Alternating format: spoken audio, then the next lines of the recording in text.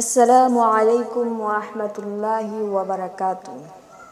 প্রিয় বোনেরা, আজকের নসিহতের বিষয় রোজাদার নারীদের জন্য জান্নাত কেমন হবে। আল্লাহ সুবহানাহু তাআলা পবিত্র কোরআনে বলেন, নিশ্চয়ই মুসলিম পুরুষ ও মুসলিম নারী, মুমিন পুরুষ ও মুমিন নারী, রোজাদার পুরুষ ও রোজাদার নারী, আল্লাহ তাদের জন্য ক্ষমা ও মহা পুরস্কার প্রস্তুত করে রেখেছেন। কোরআনুল কারীম সূরা আল আহজাব ৩৩-৩৫। দেখুন বোনেরা, আল্লাহ এখানে নারী ও পুরুষকে একসাথে উল্লেখ করেছেন। রোজা শুধু ক্ষুধা তৃষ্ণা সহ্য করা নয়, বরং নফসকে দমন করা, চোখের হেফাজত করা, জিহবাকে গীবত থেকে বাঁচানো, এই সবই রোজার অংশ। রসূলুল্লাহ সাল্লাল্লাহু আলাইহি ওয়াসাল্লাম বলেছেন, জান্নাতে একটি দরজা আছে যার নাম আর রাইয়ান। কিয়ামতের দিন রোজাদাররা সেই দরজা দিয়ে প্রবেশ করবে। সহিহ বুখারী। ভাবুন তো বোনেরা, সেই দরজা শুধু রোজাদারদের জন্য। আপনি যখন গরমের দিনে রোজা রাখেন, রান্নাঘরে আগুনের পাশে দাঁড়িয়ে ইফতার প্রস্তুত করেন, সন্তানদের দেখাশোনা করেন, তখন আল্লাহ সব দেখছেন।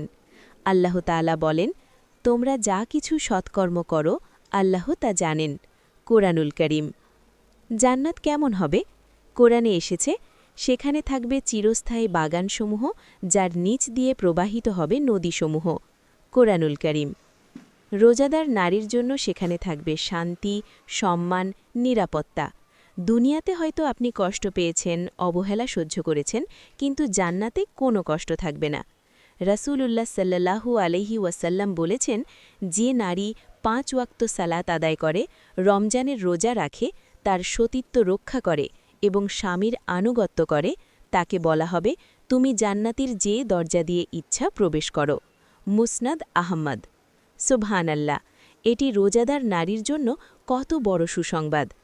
প্রিয় বোন, আপনার হিজাব, আপনার পর্দা, আপনার রোজা, আপনার রাতের কান্না সবই আল্লাহর কাছে মূল্যবান।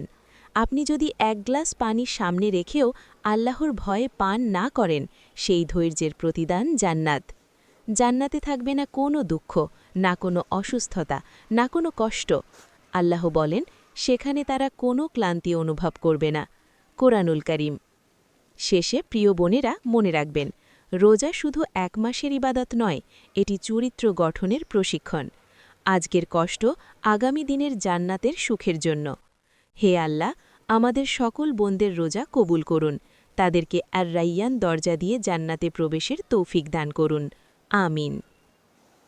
আসসালামু আলাইকুম ওয়াহমাতুল্লাহি ওয়াবারাকাতু।